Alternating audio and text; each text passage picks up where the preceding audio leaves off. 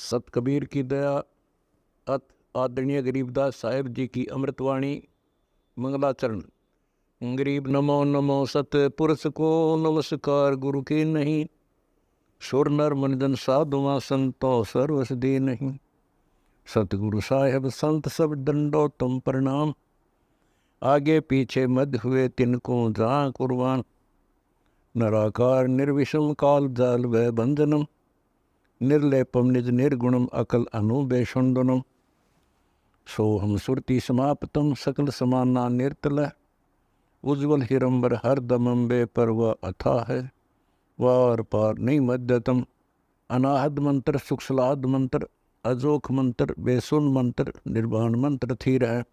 आदि मंत्र युगादि मंत्र, अजल अभंगी मंत्र, सदा सत्संगी मंत्र, लौलीन मंत्र गैर गंभीर है। सोहम सुभान मंत्र, अगम अनुराग मंत्र, निर्भय अडोल मंत्र, निर्गुण निर्बंध मंत्र, निश्चर मंत्र अनेक है। गैबी गुलजार मंत्र, निर्भय निराधार मंत्र, सुमरत सुकृत मंत्र, अगमी अबंच मंत्र, अदली मंत्र अलेख है। फजलम फराक मंत्र, बिन रसना गुणलाप मंत्र, झिलमिल जहूर मंत्र, सर्वंग भरपूर मंत्र, सैलान मंत्र सार है। निरंकार गरक मंत्र, तेज पुंज परख मंत्र, अदली अबंध मंत्र, अजप्पा निरसंद मंत्र, अविगत अनहद मंत्र, दिल में दीदार है। वाणी विनोद मंत्र, आनंद असोद मंत्र, कुर्सी करार मंत्र, अनबय उचार मंत्र, उज्ज्वल मंत्र अलेख है। साहिब सतराम मंत्र, साई निकाम मंत्र, पारक प्रकाश मंत्र, हीरंबर हुलास मंत्र, मौले मलार मंत्र, पलक बीज खलक है। कौन ब्रह्मा का पिता है, कौन विष्णु की माँ, शंकर का दादा कौन है, हमको दे बता।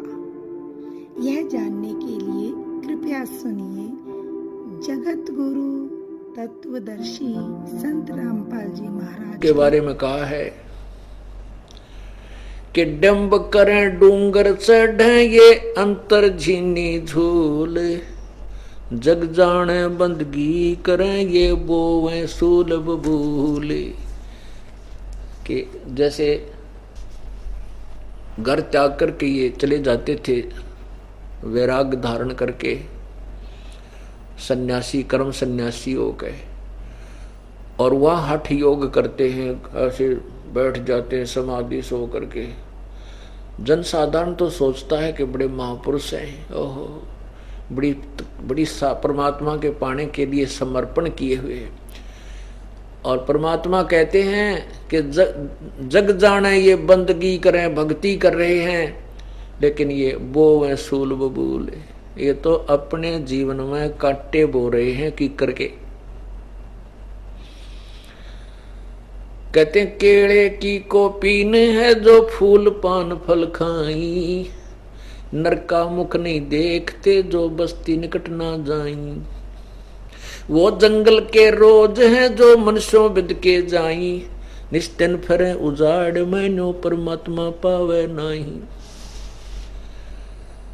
ये दास जब सर्विस करता था, ये तत्व ज्ञान हमें प्राप्त हो गया था, तो जब बैठ जाते थे ऑफिस में तो हमारे कुलीग चर्चा करते थे, कहाँ रहते हो, खोए खोए से रहते हो। चर्चा चल जाती थी कि हम सत्संग में जाते हैं, और फिर जो हम सत्संग में सुनते थे, विचार सुनते थे, ये साहित्य पढ़ते थे सदग्रंथों को, तो चर्चा कर देते थे भाई भगवान का भजन करना चाहिए, परमात्मा के बिना कति कि जीवन व्यर्थ है। तो फिर उनमें से कुछ एक अपनी अपनी जैसा ज्ञान था फिर वो बताने लग जाते, चर्चा शुरू हो जाती थी। उनमें से एक ने कहा कि आपको पता नहीं है साधु संतों का, तो मैं बताता हूँ। हम एक बार हरिद्वार की से आगे चले गए, ऊपर ऋषिकेश से भी आगे, तो वहाँ बहुत से व्यक्ति बैठे थे, 20, 30, 50। तो वो कह रहे थे कि यहाँ एक साधु रहता है जंगल में, और वो तन पे केवल निवस्त्र रहता है और पर्दे पर केवल एक केले का पत्ते वत्ते बांध लेता है। भाई बड़ा महापुरुष है, गुफा पता नहीं भागकर गुफा बना रखी है जंगल में किसी स्थान पर, वहां घुस जाता है और वही जिसने इसके दर्शन हो जाना है उसका बेड़ा पार है। बस देखते ही आदमी दिख जाते हैं ना, मनुष्य कहीं इसको भाग कर जंगल में बढ़ जाता है, उस गुफा में या कहीं छुप जाता है। तो वो कहता है कि एक दिन उस दिन हम गए हुए थे, तो हम थोड़ा जंगल में आगे चले गए, तो बस हमने उस संत के बस एकदम वो हमें देख करके मुड़ गया। जब वो मुड़ लिया, जब हमने देखा, और वो बहुत गति से आगे को बढ़ गया और एकदम पीछे ने छुप गया कहीं जा करके। ओहो, बस थोड़ी सी कसर रहेगी, दर्शन हो जाती तो बेड़ा पार हो जाता। अब उन्हें कौन समझावे, तो उस डांगर तो बेड़ा पार होगा कि बेड़ा गर्क होगा। जो बाजता अंडा आदमियां देख कर डर जा, जैसे रोज डरा करते हैं पशु, तो वो मोक्ष प्राप्ति करेगा। उसके बारे में परमात्मा कह रहे हैं, केले की कोपीन है ये फूल पान फल खाई, नर का मुख नहीं देखते जो बस्ती निकट ना जाई। वो जंगल के रोज हैं जो मनुष्यों बिद के जाही, निस्दिन फिरे उजाड़ में भाई नो परमात्मा पावे नाही। अगर ऐसे ही भगवान मिले तो अपना नंबर कैसे आ, फिर हम क्यों डरे डोए, फिर हम क्यों प्रयत्न कर रहे हैं परमात्मा पाने की। कोई कहें कि गणेश की आरती को, किसी की आरती को, नवरात्रि को, फलाने रात्रि, फिर हम क्यों कर रहे हैं अगर वही तरीका परमात्मा पाने का फाइनल हुआ। परमात्मा ने यही अंधेरा हटाया आखिर के। डेरे डांडे खुश रहो ये खुश रेल है ना मोक्ष, दरु प्रहलाद भाई उधर गए डेरे में क्या दोष। डेरे डांडे खुश रहो, यानी अपने जो भी आपका स्थान है, घर है, उसमें आराम से रहो। और कोई ये सोचे है कि घर त्याग करके ही परमात्मा प्राप्ति होती है, और कोई ये सोचे कि भाई शादी ना कराने से ही मोक्ष होता है, कहते हैं ऐसा नहीं है। परमात्मा के जो ज्ञान को हम समझ नहीं सकते, इसलिए हम अधूरे से ज्ञान को पकड़कर मरोड़ी खा जाते हैं, उसका उल्टा अर्थ बना लेते हैं। कोई तो ये सोच, जैसे हमारे यहाँ भक्त रहता था एक आश्रम में, तो हम सत्संग में एक स्वाभाविक सा ज्ञान देते रहते हैं, और उसका उद्देश्य था कि मैं परमात्मा पाऊं, मन तो भगवान चाहिए, घर भी छोड़ रखा है। राजस्थान से आता है एक भक्त, वो जूतों में सेवा करता, जिसकी गर्दन हिलती है थोड़ी सी, तो वो सत्संग सुनता था। हम एक ही दृष्टिकोण से उन जो पाखंडी लोगों के पाखंड का खंडन करने के उद्देश्य से बताते थे कि भी केवल कुछ तो कहते हैं भाई महात्मा तो ब्रह्मचारी होना चाहिए, जो बचपन से ही है, और उसी से मोक्ष होगा। तो परमात्मा रख लिया, जैसे लेट करा इंसान एक घुटने के ऊपर अपना पैर रख लेता तो तलवा सामने हो जाता है। भगवान श्री कृष्ण जी के पैर में एक पद्म था, वो इतना चमक करता था, रात्रि के समय अगर कमरे में अंधेरे के अंदर उसको नंगा हो जाए पैर कपड़ा उसका, तो इतनी रोशनी करता जैसे 100 वाट का बल्ब होता है, इतनी चमक थी उसमें। तो दिन के समय और तलवे को ऐसे पैर के ऊपर पैर रखे वो लेटे हुए थे एक वृक्ष के नीचे। वो शिकारी जिसने उस कढ़ाई के कड़े का तीर बनवाया था, जहर में बुझवा के, विषाक्त करवा के, उसको लिए हुए फिर रहा था। वो शिकार भी करता था। उस दिन उस शिकारी को कहीं भी कोई शिकार हाथ नहीं आया, ना कोई मृग नहीं मिला, कोई पशु नहीं मिला जंगल में। और दिन के 12-1 बज गया। दिन के 12-1 बज गया तो उसने सोचा चल इस वृक्ष के नीचे विश्राम करता हूं, छाया अच्छी है। उस वृक्ष की जो टहनियां थी, झुरमटें जमीन पर छुई हुई थी, एक तरफ से अंदर प्रवेश करने का रास्ता था, यानी बहुत गहन छाया थी। अब उस शिकारी ने, बालिया नामक शिकारी ने उस वृक्ष की तरफ जाना चाहा। वहां दूर से देखा कि वृक्ष की झुरमटों के अंदर से, उस पेड़ की उन पत्तों के अंदर से कोई चीज चमक रही है। शिकारी ने सोचा ये मृग की आंख है और यहां कोई मृग बैठा है, यदि मैं इधर उधर से देखूंगा, उसको जाके पकड़ूंगा तो हो सकता वो भाग ना जा। आज सारा दिन हो गया मुझे भटकते ने, कोई पशु नहीं मिला। उसने आव देखा ना ताव देखा, भगवान श्री कृष्ण जी के पैर में चमक रहे पद्म को एक मृग की आंख, हिरण की आंख जानकर वो विषाक्त तीर मार दिया। जिससे भगवान श्री कृष्ण के पैर में बहुत असहाय पीड़ा हुई। उन्होंने आवाज लगाई जैसे चोट लगने के बाद प्राणी करता है, मर गया रे, किसने क्या कर दिया रे, कौन है। अब शिकारी ने सोचा भैया तो कोई मनुष्य का लग गया, आदमी का लग गया, तो बहुत बात बिगड़ गई। अब वो शीघ्रता से जाकर देखा उसने कि वहां तो द्वारकाधीश मुकुट सहित श्री कृष्ण जी तड़फ रहे हैं। तब उस शिकारी ने, पारधी ने कहा, मुझे माफ कर दो भगवान, मुझे क्षमा कर दो राजन, मेरे से भूल होगी, धोखा हो गया। मुझे नहीं मालूम था आप यहाँ विराजमान है। मैंने तो ये आपके पैर में चमक रहे पद, ये चमकीली वस्तु को मर्ग की आंख जान के प्रभु धोखे से तीर मार दिया, मेरा दोष नहीं है।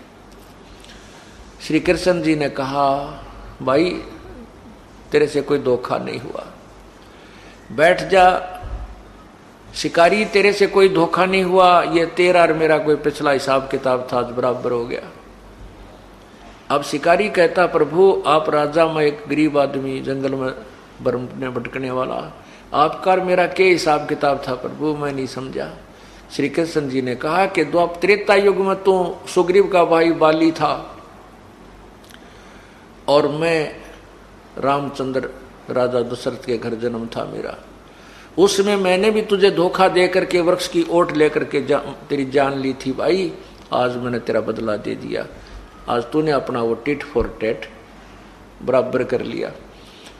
अब एक काम कर, तू यहाँ से चला जा, ना तुझे गढ़ देंगे पांडव आगे तय, और किसी के द्वारा संदेशा भिजवा दे नगरी में कि मुझे ऐसे ऐसे तीर लग गया है और पांडवों को बुलवा देंगे।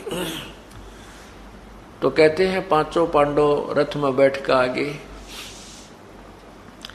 भगवान श्री कृष्ण जी वहां तड़फ रहे थे, अंतिम श्वास गिन रहे थे, वो पांचों वहां पहुंच गए।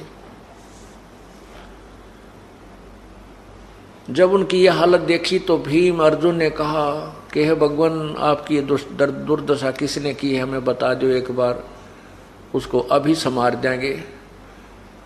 भगवान श्री कृष्ण कहने लगा, भाई किसी को कुछ नहीं कहना, हम समझ लिए सारे 56 करोड़ यादव लड़के मर चुके हैं, नगरी में कोई पुरुष शेष नहीं है, और मेरी भी ये दुशा आप देख ही रहे हो, मेरा अंतिम श्वास है, ये मेरा अपना संस्कार, मेरा प्रारब्ध था, ये मेरा पूरा हो लिया। अब मैं आपसे जो आज्ञा देता हूं, मुझे अपना गुरु मानते हो तो मेरी अन्य बातों पर विचार कीजिए, जैसा मैं कहता हूं वो अपना कीजिए तो तुम्हारे कल्याणार्थ होगा। युधिष्ठिर जी ने कहा, प्रभु आप आज्ञा दीजिए, जो भी आप कहोगे हम आपके दास स्वीकार करेंगे। श्री कृष्ण जी ने कहा कि यहाँ पुरुष कोई नहीं रहा द्वारका में, सभी स्त्रियों को आप उधर ले जाना, नहीं तो यहाँ आसपास के लोग इन्हें परेशान करेंगे। दूसरी बात यह है कि तुम मेरे शिष्य हो, मैं तुम्हें एक उपदेश देता हूं कि तुम पांचों के पांचों राज्य त्याग कर शीघ्र ही अपने शरीर को तप करके समाप्त कर दो, हिमालय में चले जाओ। अब युधिष्ठिर ने पूछा कि जो आज्ञा आपकी प्रभु ऐसा ही होगा, लेकिन क्या मैं जान सकता हूं कि हम राज्य त्याग कर हिमालय में किस लिए गलें, किस लिए तप करें, मतलब अपना वो ऐसा अनुष्ठान किस उद्देश्य से आप कह रहे हो। श्री कृष्ण जी ने कहा कि तुमने जो महाभारत में पाप किए थे, युद्ध जो किया था, वो बंदूकघात तुम्हारे ऊपर बहुत भयंकर है, इसलिए तप करके वहां अपने शरीर को नष्ट कर दो। अब अर्जुन भी फिर सुन रहा था दूसरी बार वही बात श्री कृष्ण जी के मुखारविंद से।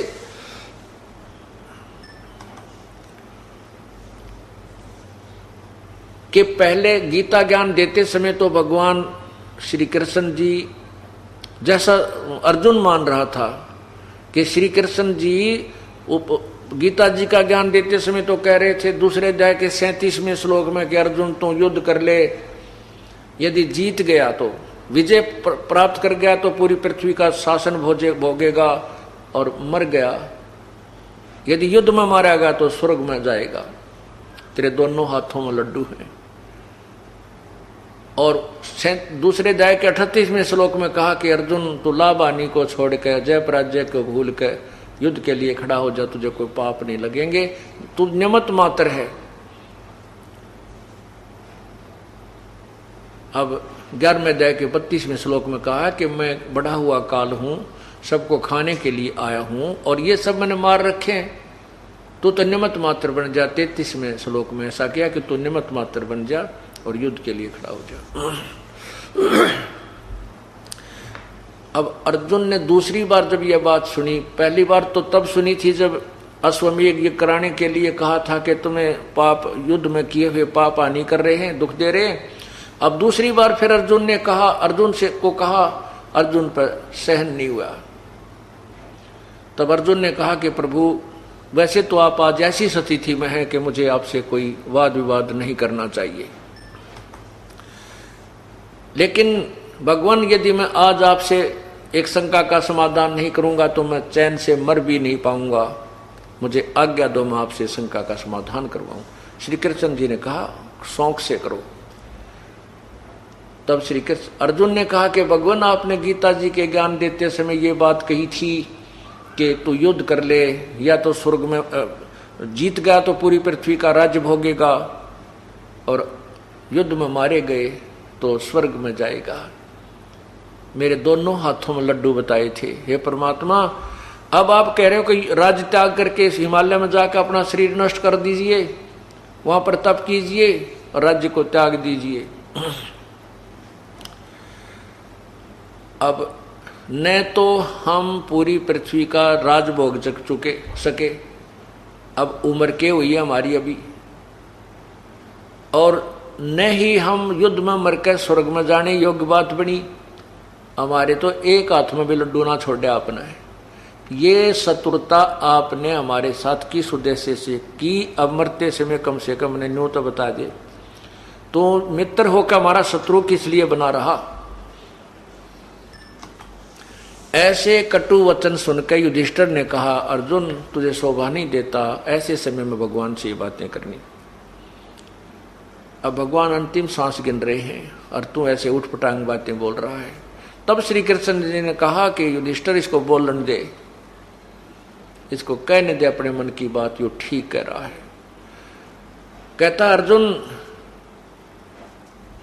एक बात मैं सच्ची बताता हूं, अब अंतिम सांस गिनता हूं, मुझे नहीं मालूम मैंने केत गीता में कहा था। और भाई ये जो कुछ भी कराया है ये किसी और ही परम शक्ति के वश है, वो ना मेरे बस का ना तेरे बस की।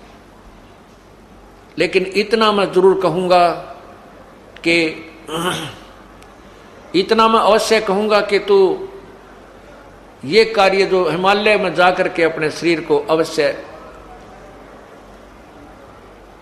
अपना तप करके नष्ट कर दीजिए।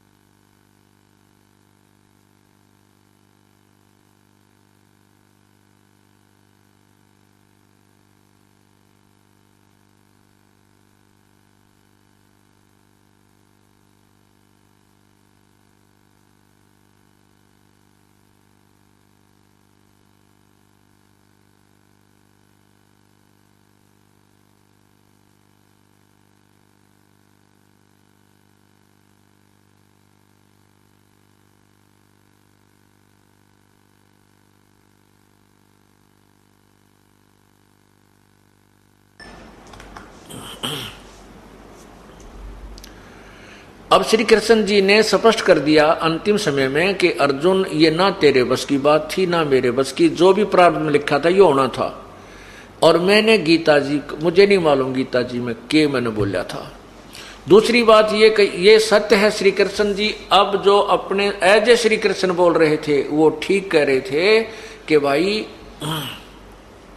जो तुमने युद्ध में पाप किए वही दुख तुम्हें दुखी कर रहा है, वही पाप तुम्हें दुखी कर रहा है। या तो उनकी बात सही थी, बाकी गीता जी में जो ज्ञान दिया वह काल ने दिया था। अब दूसरी बात यह है कि जैसे श्री कृष्ण जी ने संदीपनी और दुर्वासा जी से जो भी कथा कहानी सुनी थी, जो ज्ञान सुना था, उसी के आधार पर वो समाधान बताते थे। श्री कृष्ण जी ने श्राप नष्ट करने का, अर्थात 3 ताप के अंतर्गत ये दुख आते हैं। कोई देवता रुष्ट हो जाना, कोई किसी के द्वारा जंतर मंतर कर देना, किसी के द्वारा श्राप दे देना, ये 3 ताप में आते हैं। इस 3 ताप के कष्ट निवारण के लिए श्री कृष्ण जी ने विधि बताई थी। प्रथम तो यह बताई कि तुम इन सब कपड़ों को और कढ़ाई को जला कर घिसा के खत्म कर दो, ना रहेगा बांस, ना बजेगी बांसुरी। लेकिन वो साप फिर भी नष्ट नहीं हुआ। दुर्वासा जी का जो श्राप था, जो साप था, वो खत्म नहीं हुआ। उसके बाद फिर यादव को फिर वापस में लड़ने मरने लगे। तब श्री कृष्ण जी ने यही कहा कि ये तुम्हें दुर्वासा का श्राप सेध रहा है, या सही बताई, लेकिन समाधान ठीक नहीं है इनका। इनके द्वारा बताई गई विधि से वो 3 ताप नहीं कट सकते। परमात्मा कहते तुम कौन राम का जपते जापम, तात कटे ना ये 3 तापम। तुम जिन भगवानों की, कौन से भगवान की भक्ति कर रहे हो जिससे तुम्हारे 3 ताप भी नष्ट नहीं हो सकते। तो दूसरी बार जो विधि बताई श्री कृष्ण जी ने कि जमुना में नहाने से, जमुना के जल में स्नान करने से तुम्हारा श्राप नष्ट हो जाएगा। अब वो श्राप तो कटा नहीं, वो यादव कट गए, वहां जाकर लड़ मरे। एक तो ये बात समझ लेना कि जो हमें भ्रमित कर रहे हैं कि गंगा में नहाने से दुख पाप कट जाएंगे या जमुना में नहाने से पाप कट जाएंगे, ये जो कहने वाले तो सिंपल मैन है। ये वचन तो श्री कृष्ण जी ने कहे थे यादवों को, और उनका भी साप ना कटा। जमुना के नहाने थे, वहां तो वापस में लड़के और मर गए, नष्ट हो गई। अभी 3 ताप का भी नाम नष्ट, 3 ताप का भी नाश पूर्ण परमात्मा की भक्ति से ही होता है।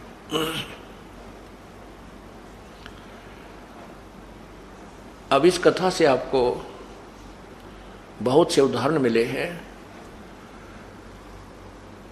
अब फिर और देखिएगा, अब अर्जुन जो है गोपियों को लेकर के इंद्रप्रस्थ की ओर चल पड़ा।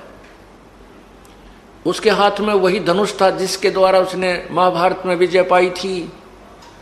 रास्ते में जंगली लोगों ने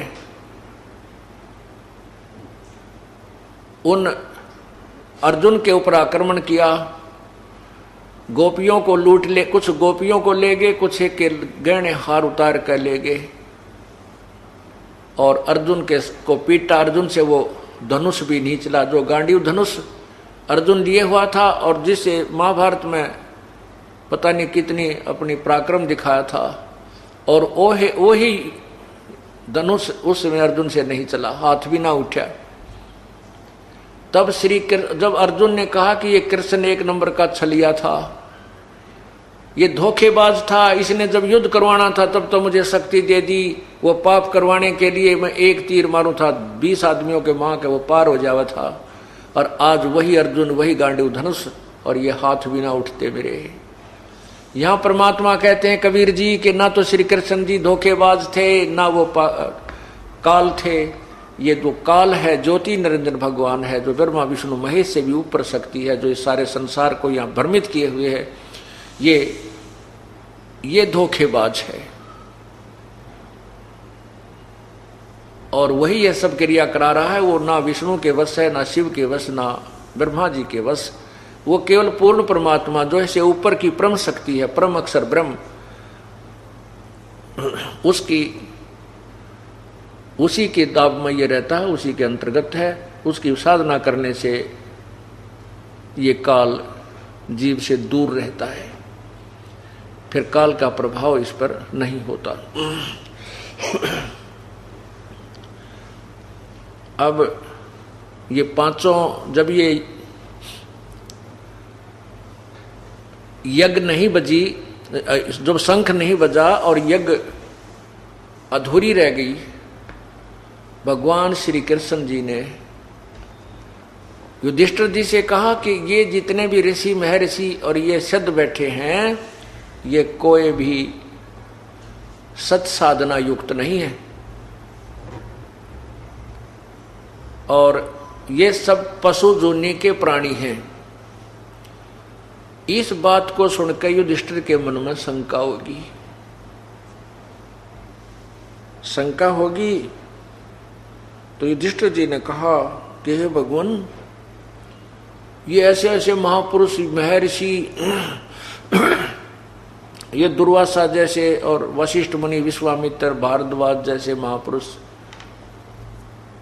और आप इनको कहते हैं ये पशु जोनी में जाएंगे। तो श्री कृष्ण जी ने कहा क्या आपको मेरी बात पर विश्वास नहीं हुआ? युधिष्ठिर जी ने कहा कि ऐसी बात नहीं है प्रभु कि मेरी आपकी कहो और मुझे विश्वास ना हो, लेकिन मेरी बुद्धि संकीर्ण है, छोटी बुद्धि का आदमी हो, मेरी समझ में ना आई।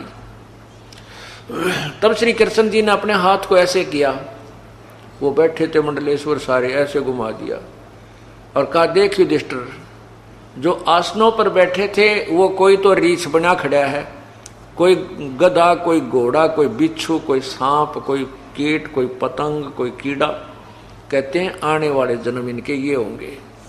अब उस देखकर लीला को युधिष्ठिर ने कहा प्रभु ये लीला अपनी खत्म करो, मुझसे देखी नहीं जाती, इनकी ये हालत देखी नहीं जा रही। श्री कृष्ण जी ने कहा युधिष्ठिर ये लीला नहीं, ये सत्य है। अब क्या बताते हैं, आप विष्णु पुराण को पढ़कर देखना, रात्रि के समय दिखाऊंगा आपको। उसमें देखना श्री वशिष्ठ जी, श्री विश्वामित्र जी ये प्रारंभ करते हैं व्याख्याओं को ब्रह्म से और आके इष्ट मान लेते हैं विष्णु जी को, सतोगुण भगवान विष्णु को। कोई मान लेता है श्री शंकर भगवान को, तमोगुण को, और उनको इष्ट मान करके ये साधना करते हैं, वेदों के तो मंत्र बोलें और पूजा करें विष्णु और शिव जी की। इसलिए परमात्मा क्या बताते हैं, वेद पढ़ने पर भेद न जाने ये बाँचे पुराण 18, जड़ को अंधे पत्ते खुआम भूल गे सिरजनहारा। वेद पढ़े पर भेद न जाने और बाँचे पुराण 18, और फिर भी ना वेदों को भी पढ़ते हैं, उसका निष्कर्ष इनके पास नहीं है। वेदों में लिखा है कि ब्रह्म साधना करनी चाहिए, उसके अतिरिक्त जो पूजा करते हैं आन उपासना कहलाती है। ब्रह्मा, रजगुण, सतगुण, विष्णु, तमगुण, शिव जी की पूजा को करने वालों को भी मूर्ख और पाप आत्मा कहा है। दुष्कर्म करने वाले, गीता ज्ञानदाता कहता है कि मेरी भक्ति भी ना करते। गीता जी के अध्याय नंबर 7 के श्लोक 12, 13, 14 और 15 में यह स्पष्ट प्रमाण किया है कि गीता ज्ञानदाता कहता है कि मैं ये जितने भी धार्मिक अनुष्ठान हैं ये मेरे से ही हो रहे हैं, लेकिन मैं इनमें नहीं हूं और ये मुझ में, मैं इनसे बाहर हूं, ये मुझ में नहीं है। अब तीनों गुणों के द्वारा जो कुछ भी हो रहा है ये मेरे से ही हो रहा है। रजगुण ब्रह्मा से जीवों की उत्पत्ति,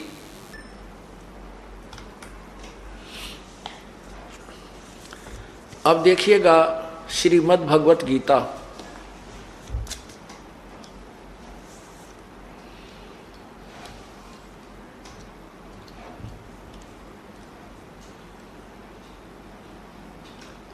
ये गीता प्रेस गोरखपुर से प्रकाशित है। इसके अनुवादक हैं जय दयाल गोविंद का।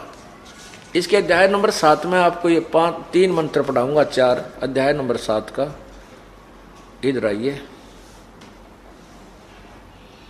या नीचे 12वें में लिखा है, ये नीचे देखना।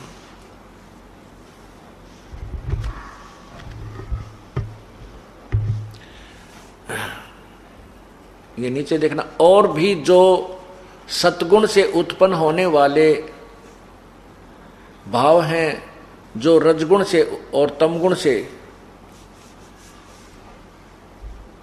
होने वाले भाव, उन सब को मुझसे ही होने वाले ऐसा जान, परंतु वास्तव में मैं इनमें और वे मुझ में नहीं हैं।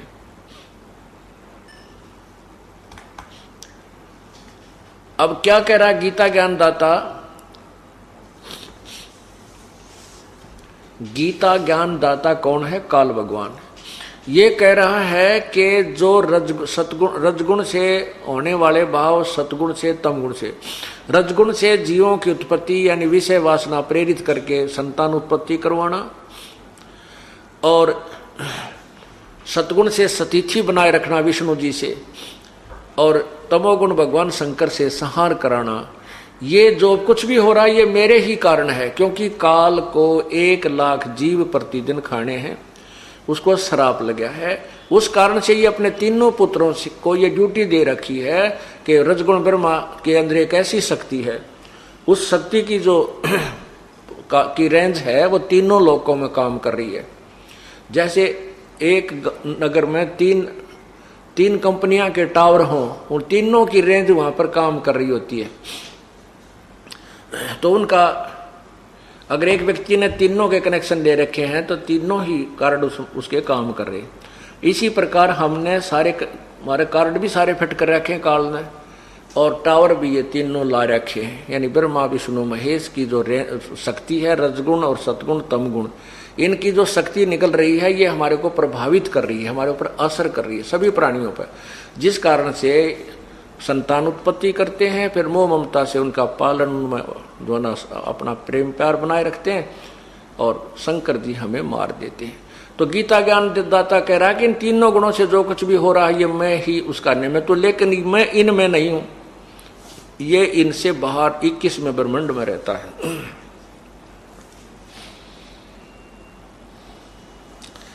आगे देखो फिर क्या कहता है गीता ज्ञानदाता इसी गीता अध्याय नंबर 7 के श्लोक 13 में। 7 ये नीचे आइए, श्लोक 13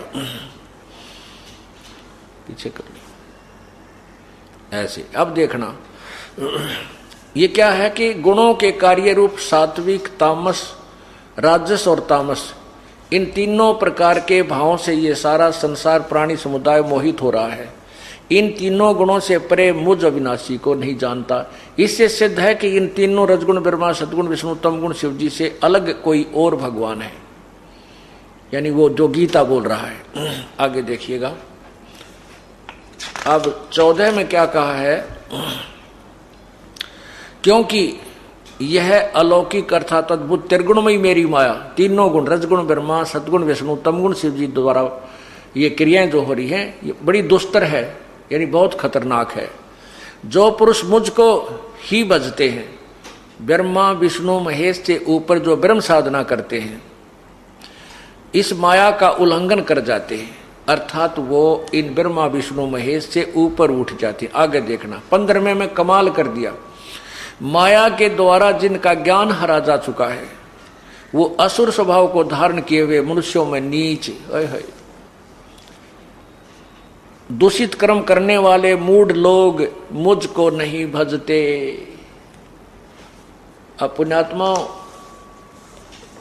तीनों गुण रजगुण ब्रह्मा, सतगुण विष्णु जी, तमगुण शिव जी, ये कहते हैं कि जो इन तीनों गुणों तक ही सीमित है, इनसे अक्षणिक लाभ मिल रहा है, और फिर जन्म मृत्यु 84 लाख योनियां इनको बहुत ज्यादा भोगनी पड़ती हैं।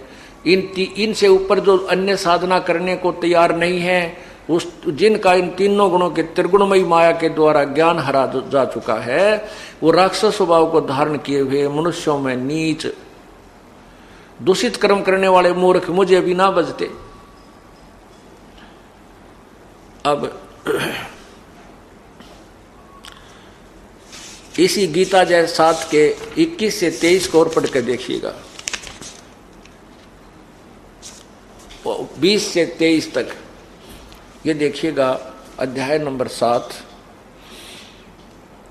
और मंत्र नंबर 20 देखिए नीचे। उन भोगों की कामना द्वारा जिनका ज्ञान हरा जा चुका है, अपने स्वभाव से प्रेरित होकर उस नियम को धारण करके अन्य देवताओं को भजते हैं, पूजते हैं। गीता ज्ञान दाता से अलग जो और पूजाएं करते हैं, तीनों गुणों की रजगुण ब्रह्मा सतगुण विष्णु को पूजते हैं, अन्य देवताओं को पूजते हैं। नीचे देखिए और जो जो काम भक्त जिस देवता के स्वरूप को श्रद्धा से पूजना चाहता है, उस भगत की श्रद्धा को मैं उसी देवता के प्रति स्थिर करता हूं। फिर देखना यह कमाल कर दिया, वह पुरुष उस श्रद्धा से युक्त होकर उस देवता की पूजन करता है, वह उस देवता से मेरे द्वारा ही विधान किए हुए उन इच्छित भोगों को निसंदेह प्राप्त करता। आगे देखना, अब इसमें सबका निर्णय दे दिया, परंतु उन अल्प बुद्धि वालों का वह फल नाशवान है। देवताओं को पूजने वाले देवताओं को प्राप्त होते हैं और मेरा भक्त मुझको ही प्राप्त होते हैं। अब इसमें स्पष्ट कर दिया है कि ब्रह्म की साधना करने के अतिरिक्त जो अन्य देवताओं की पूजा करते हैं, तो वो कहते हैं कि जैसे तुम अन्य देवताओं की पूजा करते हैं ना, वो पूजते रहे हैं भगवान। जैसे हम कोई भी पूजा करा करते, किसी भी प्रकार से हनुमान जी का व्रत रखते थे, कोई प्रसाद बांटा करते, वो पूजा तो हम कर रहे थे भगवान की, पर वह भगवान की थी को ना। और वो जिसकी हम पूजा करते थे उनमें थोड़ी शक्ति थी, वो अस्थायी लाभ हमें दे दिया करते थे, मोक्ष नहीं था। इस कारण से यह कहा कि जो बेशक से दूसरे देवताओं की पूजा करते हैं तो वो भी लाभ ब्रह्म कहता मैंने ही उन देवताओं को दे रखा है, और उसी के कारण वो थोड़ा बहुत राह तुम्हें दे देते हैं। लेकिन उन अल्प बुद्धि वालों का है, उन मंद बुद्धि वाले मूर्खों की वो पूजाएं, अन्य देवताओं की पूजा गलत है। अब यहां देखिए 9वें अध्याय के 20 से 20, 21, 23 में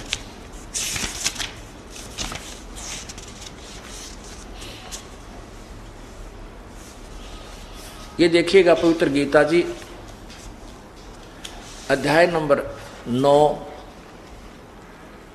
और नीचे देखिएगा 20 में,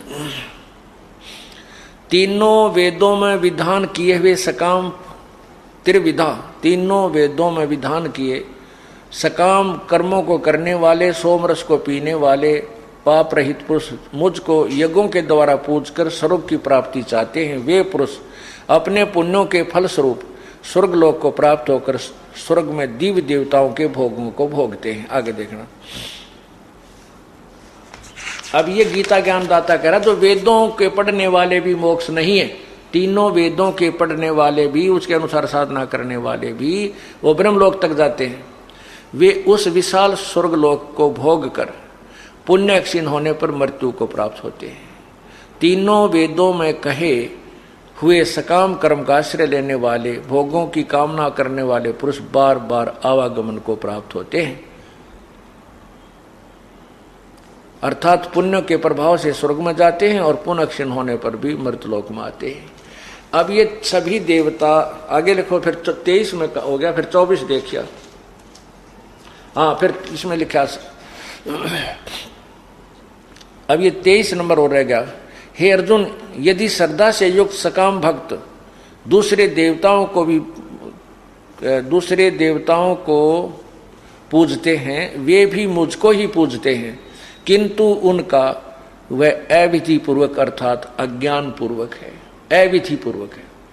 कहने का भाव ये है कि जैसे वेदों में वर्णित विधि के अनुसार जो साधना करते हैं और फिर वो इष्ट मान लेते विष्णु जी को, शिव जी को, किसी को भी, वो पूजा तो मेरी, वो करते रहे ब्रह्म मान के, लेकिन कर रहे हैं वो गलत, वो अविधि पूर्वक कर रहे हैं। वो पूजा तो मेरी ये करना चाह रहे हैं पर वो गलत है उनकी। और फिर गीता जी अध्याय नंबर 16 के मंत्र नंबर 23 में कहा कि शास्त्र विधि को त्याग कर जो मनमानी पूजा करते हैं, उनको न कोई लाभ होता है, ना उनकी कोई गति होती है, अर्थात व्यर्थ है। ये देखिएगा अध्याय नंबर 16 का मंत्र नंबर 23, ये देखिएगा नीचे, यहाँ इधर, हाँ, मंत्र नंबर 23 ये वाला।